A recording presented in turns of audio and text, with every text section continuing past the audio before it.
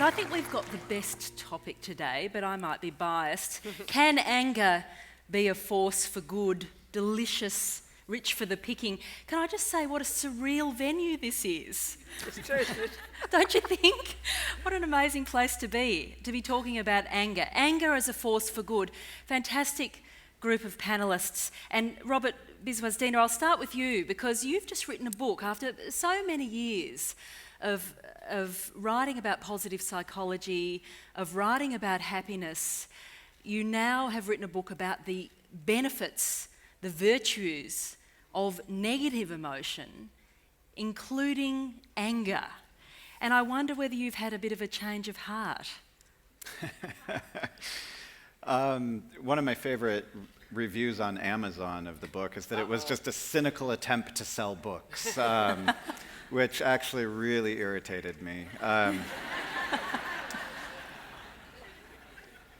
As we mounted more and more evidence for the benefits of happiness and the benefits of things like optimism, which I absolutely agree with and think are wonderful, I was worried that we were going to turn the dial just too much the other way and begin discounting all negative, so-called negative emotional experiences. And I think it's a little bit of an easy sell to say you want to live in a society where people have the capacity for guilt, for example, because that can be an emotional course correction for a lot of people. But anger tends to be the one that it's the hardest pill to swallow. To say that anger can sometimes work well for you. So I'll just, I don't want to totally take all the time, but I'll just tell you. Well, anger is a scary emotion. And so I'm interested in what evidence you've pulled together to suggest that anger is a good emotion. Yeah, so what anger does physiologically in terms of raising your heart rate, pumping blood to the extremities, it's just preparing you for action. And you feel anger. What makes all people feel anger is when you feel under threat to your physical person, threat to people you care about, threat to your property, and you are just prepared to defend it, essentially. And I see it happen in quite beautiful ways. I recognize that it's also associated with violence and some things that might be very harsh. But I'll tell you that one of the times that I fell most in love with my wife was when there were some people sort of at our house, and they were kind of bad-mouthing a certain racial minority, and my wife just flipped out and said, "That is fundamentally not okay with me, and you have a choice right now. You can stay in my house and shut up, or you can leave." And I just, she was pretty cool. That was a successful dinner party. Yeah. But that's not anger, that's compassion. We've got to get our definitions clear. That's not anger, that's compassion. Amazing. Standing up for something with courage. That is not anger. Anger is the wish to harm people. That's called positive action. That's incredible. I wouldn't call that anger at all.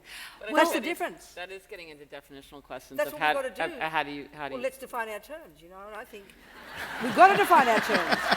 If we were talking about cake recipes now, we've got to define our terms. So the way I'm using here is anger is a neurotic, I-based, powerful wish to smash out and harm another on the basis of attachment not getting what it wants. So that's not his definition. No, that's my point. Right, that's right, my point. right. So, but he's calling it anger. Right, but he's got a different But definition I know of that, anger. but that's my point. That's what I'm telling you. All right. So that if we say, that's why I said his is called compassion. I wouldn't call that anger. That's the wish to harm those people. Well, here is the interesting tension implicit in this conversation. So I'm going to come back to you, Robina, in just a tick, because you see anger as a source of delusion and a source of suffering. The way I define anger is it's a neurotic, I-based response when attachment doesn't get what it wants, and it's I-based necessarily and only wants to harm when it's really strong. Yeah, that's how I would define it, and that's okay. You can define another way as long as that's what I mean by it. Let's come back to that because this is vital to this conversation. Yes. Yeah. Your framing of anger, why do you see it as beneficial? What is beneficial about it? And in fact, this book, your latest book, The Power of Negative Emotion, looks at examples of where anger produces great outcomes. And I do often wonder, as I was reading it, great for who? That's right, good point. Yeah.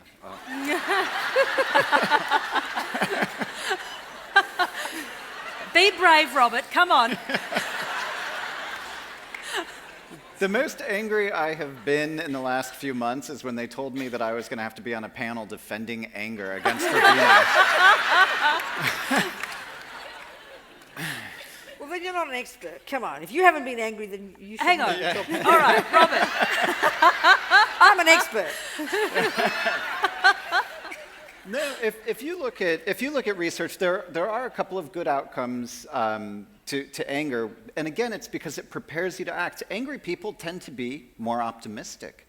They tend to think that when they act out, their action will carry the desired outcome, even though we can never know that what outcomes will really emerge. So they tend to think that it will work out well. In some cases, it can help people who are a bit rule-following act out more creatively because they're more prone to take risks.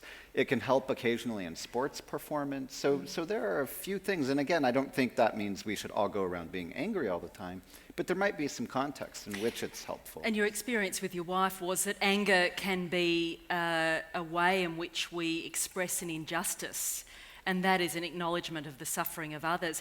Gretchen, I wonder how you view this conversation, and I guess the focus today is on whether anger can be a force for good. Right. And there's a tension there too, isn't there? Whether we're talking about social good or individual good. Right.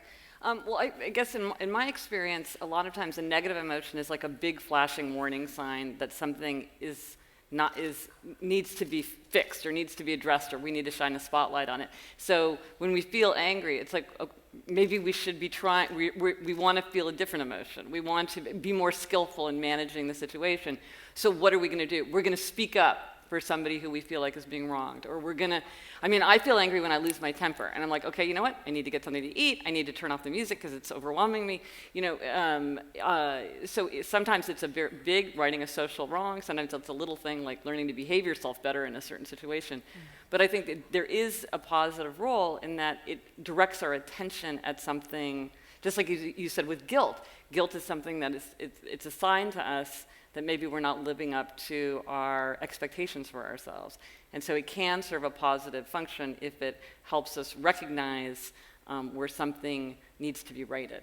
So we can feel anger in relation to others and the injustice that they're experiencing, but we can feel anger in relation to injustices that we're experiencing too. Well, again, it's sort of the definitions around these things get very complicated because it's like, what exactly are you doing? If you say, like, let's just use the term anger in kind of the loosest layman's kind of way, right, there's all different kinds of angers. There's sort of elevated anger, and then there's sort of like, mischievous, silly anger. But it all kind of feels the same. Sue Langley, in your work with a whole range of clients, you would understand very closely that some people become burdened by anger. They're not able to let go of their anger, and that can get in the way of them doing good. It can absolutely get in the way if you're in the workplace and you're carrying that around. And I think for me, again, I don't see anger itself as being overly useful if we take it too far, but it depends on the intensity, I suppose. So I often think that people are exploding in their anger at a 10 out of 10 when actually maybe if they had the skills to leverage and manage themselves better and use their emotions intelligently, they could get themselves to a maybe 2 out of 10, and also bring in some compassion there, that when they are having a serious conversation with somebody who has wronged them, some sort of injustice, they can have a conversation with a bit of seriousness that might come from some of that anger, but a sense of compassion that why did it happen in the first place, and some understanding. Whereas if you explode in anger at a 10 out of 10 on the anger scale, generally speaking, it's pretty destructive to relationships. And particularly in the workplace. I mean, Absolutely.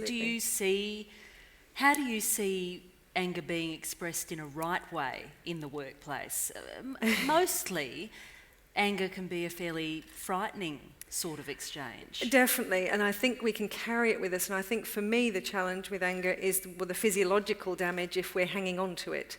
So in Robert's example, actually saying what was said and moving on and dealing with it seems an effective way, whereas if you are holding on to it, and I know I've seen people, I had a lady come up to me after the end of a program, literally she'd been sitting rigidly at the desk the whole day, and she came up to me at the end and she said, I've just been angry for years, I'm just angry. And I'm like, I know. And she said, how do you know? I said, because I can see it. Literally, she was holding all of this anger, and I think, not only is that not good for the people around her, but can you imagine what it's doing to her body? All of the chemicals and the changes and the neurons that are firing and all that sort of stuff being held. And can you imagine working with that person? Attachment to anger, Venerable Rubino, attachment to anger is where you see suffering. No. I said no. What I said was attachment is the response. Anger is the response when attachment doesn't get what it wants. Using this way of talking, this assumption of this neurotic sense of an I wanting desperately what it wants. Attachment is just the junkie for the nice things, and the millisecond the nice thing doesn't come, this instinctive response of, oh my God, aversion, no way. And then that grows strong. That's called anger. So it seems to me, the way I'm talking, using these words, that I remember the one time the Dalai Lama was asked by a journalist. He said, well, the journalist said, well, you can see some advantage of anger. All the things you said, exactly. He said, I know what you mean.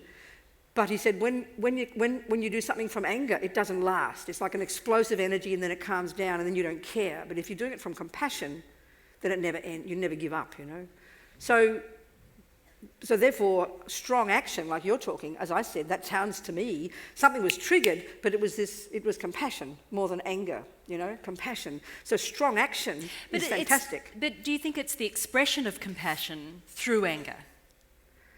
Well, I suppose until you really advance, it will be that.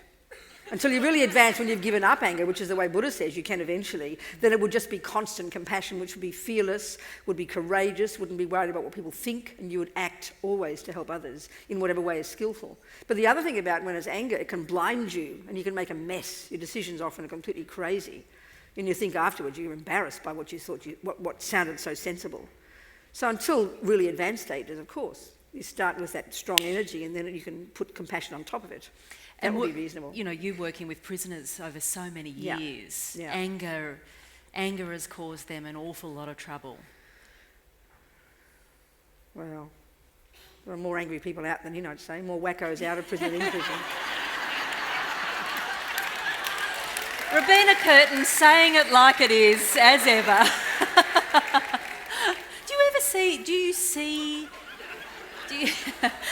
Do you see anger as a force for good ever? The way I define anger, no, of course not. I'm not trying to be simplistic. But strong, intentional, never giving up, enthusiastic action, it can look like anger. But it's a question of what's inside here. And a person who can function in that way is only a person who's quite developed, I'd say, who can use what looks like anger. I mean, it's what we call tough love, Your mother says 4 times, don't eat that chocolate, and she's got to shout at you. If she's a really good mummy, we know it looks angry, but it's coming from a pure place. So this is where, again, coming right down to the basics, knowing your mind well, and then having the courage to act. Even if it looks angry to others, you're doing what's right. And that takes time. That's wisdom, I think, informed by wisdom. So maybe it's the skillful expression. Yes, yep. Once the trigger, you're saying Yep. there's a trigger, Yep. and then it's like, then how does a person turn that into action in the That's world? right. Do they do But it in a constructive way, or are they Yeah. blowing up in the office and freaking that's people right. out? Informed by wisdom, in other words, and the genuine wish to make things better, But it needs courage, I think, to act in that way. Looks like your wife, that's a courageous action. Because most people are afraid of what other people think, Yeah.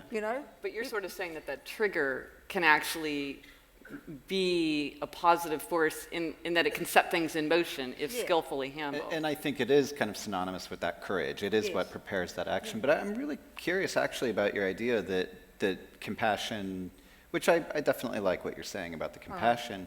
And you say, but it looks like anger. Can look like anger. for So sure. I'm wondering what the limit Yeah. of that looking like anger is. Well, I think it's got to come from the wisdom. There's this nice analogy in the Buddhist view that the bird needs 2 wings, wisdom and compassion. And all the inner work is the wisdom one, sorting out your own self, knowing clearly your motivations, getting your distinction between your negative and your positive, and knowing it well. And then on the basis of that wisdom, your actions can be really appropriate, even if it might look wrong to other people. But also your child would probably know, is my mother yelling out of genuine concern, or Yes. because she just snapped No, and that's she's right. angry? But I think as kids we know whether Yeah. mummy really is seriously meaning well or whether it's just being angry again. It's We like- know the difference. It's like the true. dog being kicked or being Yep, stumbled over. That's right, there you Yeah. go. That's right. So it means, it needs wisdom to know, I think. You've got to know your own mind well. And then you've got to have the courage to not care what people think. Like she risked being criticised, and that's very brave. So I hear then from you something about the duration of the emotion, because I think, like you said, Sue, if you hold on to anger, we know it's associated with cortisol and all these terrible health problems long term. But so this sort of compassion with the overlay of anger is almost by definition always very short term. No, The angry part. No, the angry part, if it's appropriate. If it's appropriate. If you don't need to shout, you wouldn't. You've got the wisdom. You know that the peaceful method will work for your child, but if you can see that they're not listening, you've got to use the heavy method. You've got to use the rough one. That would be wisdom to know what's appropriate in different situations. It wouldn't be mindless. It wouldn't be just triggered. It'd be conscious And I think and it's trained. Self-command. It's also Sue Langley. about the time that you think to do it. So if you've wronged me at work, it's also understanding that, am I going to take a pause because I actually want to build our relationship? Or do I not care about our relationship and or care about myself and bang, I'm just going to wade in and the results are the results. Explode. But if I can have that moment to think, actually, I really care about our relationship There and you I go. want it to flourish moving forward, I'm going to add that compassion in there that goes with a bit of seriousness that says, do you know what you did, not effective, please don't do it again, but I'm still going to care about us. So I think for me, it's having the pause that allows you to not just go off, but actually care about the person that you're with. There you go. That's the key. That's what compassion is, I think.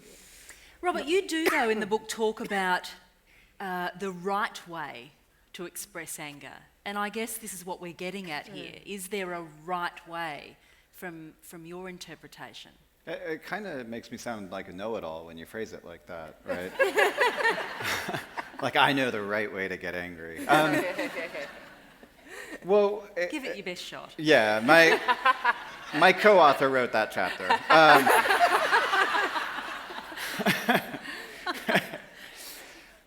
He's so humble.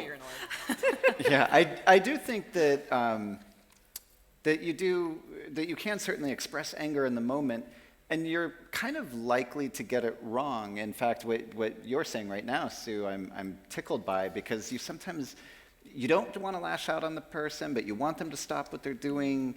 And so we call it the discomfort caveat, which is just sort of saying to people, look, it's important for me to express this, but I want you to understand that I might not be the most articulate in the world about it right now. I'm just going to kind of say it, but don't get hung up on my specific phrase. Like, what I'm trying to express is this larger picture, really.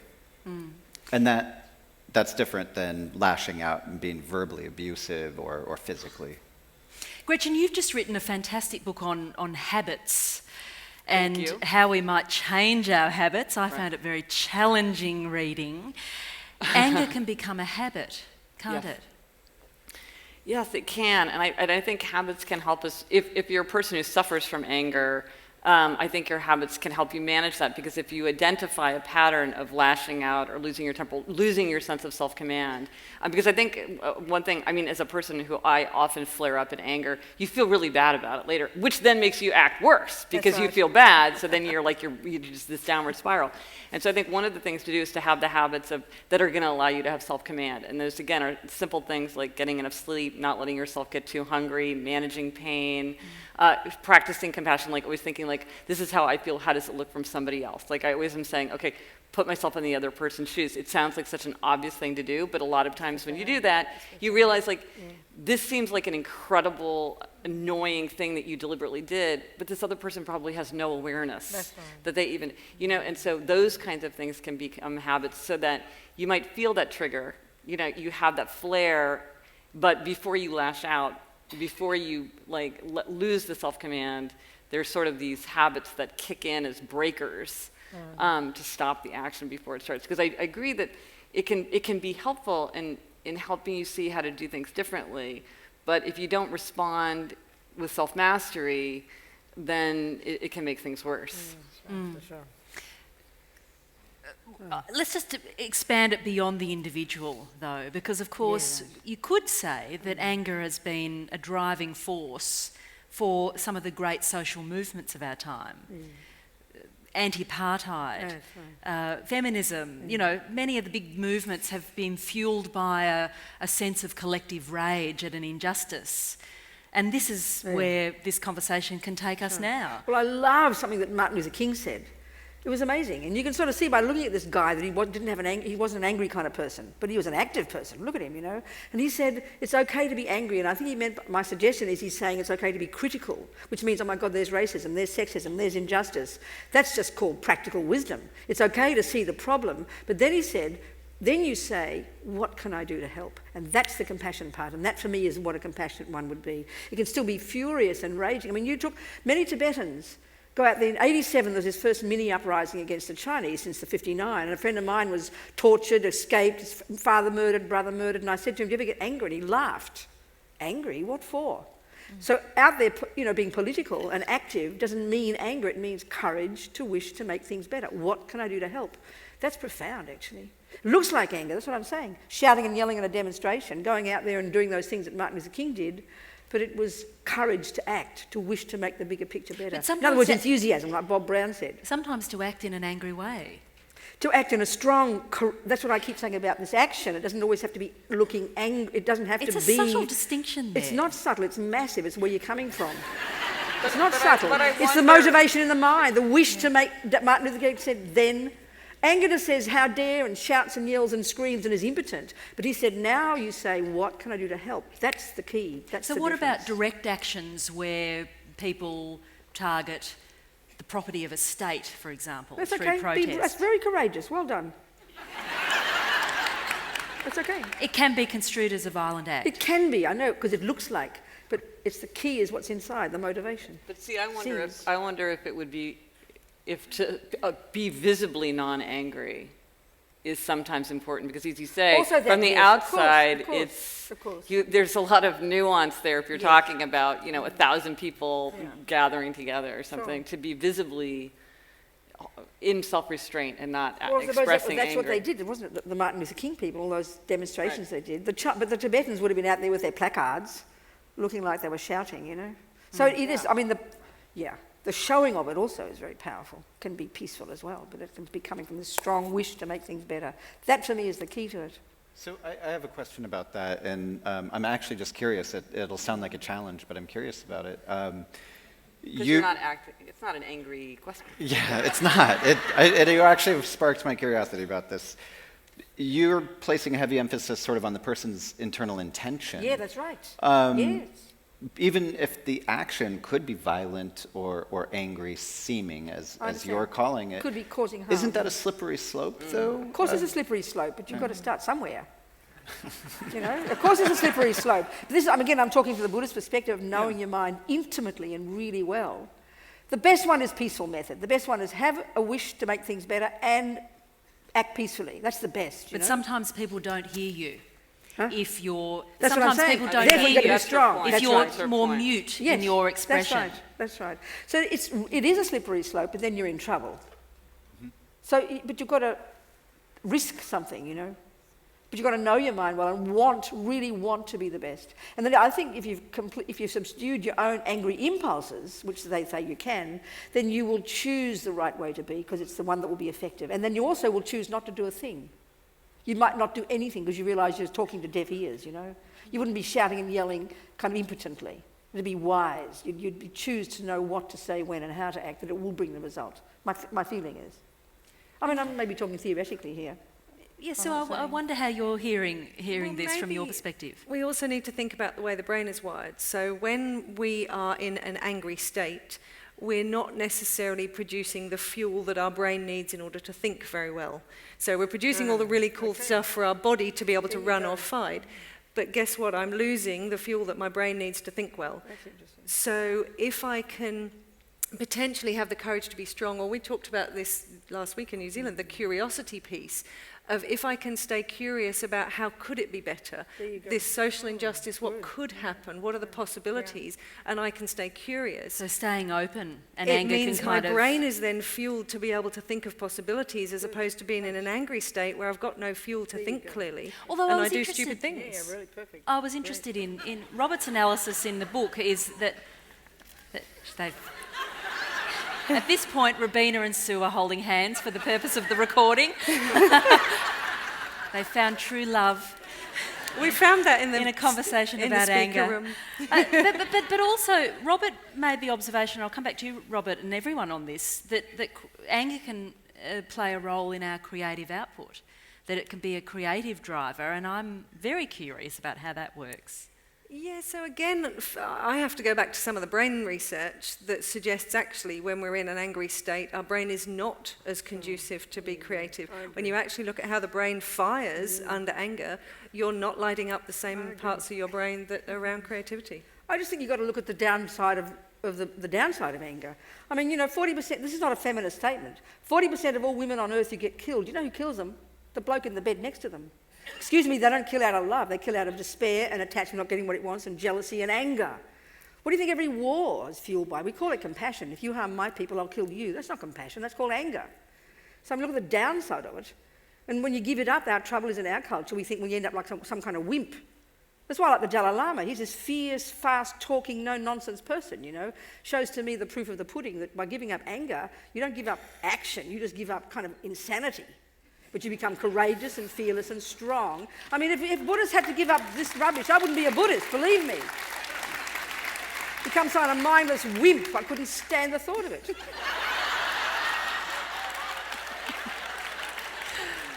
Wonderful. I mean, anger's my second name. I love the way you use anger. It's fascinating to me. But you Always can tell has he's not an been. angry person. You can see it. that's You can no. tell that she is. You know that she is. But it's action energy. It's action. It's okay. I was Action. just called an angry person by a Buddhist monk. But I'm talking the good one, the action energy. Anger is action. Good anger. Action channeled. I got the bad kind too, though, got the- and I that's gotta okay. fight it. I gotta fight it. No, you don't. You channel it. Channel it. Be brave. That's the key word, maybe. Channel is it. channel it. Be to brave, channel it. yes. Channel its energy Yeah. and its power. That's right. For the good. And let go at the right time. That's right. Yes, Let that's go right. at the right Yes, time. I feel like We've we've got all 48 learned something. seconds. We do.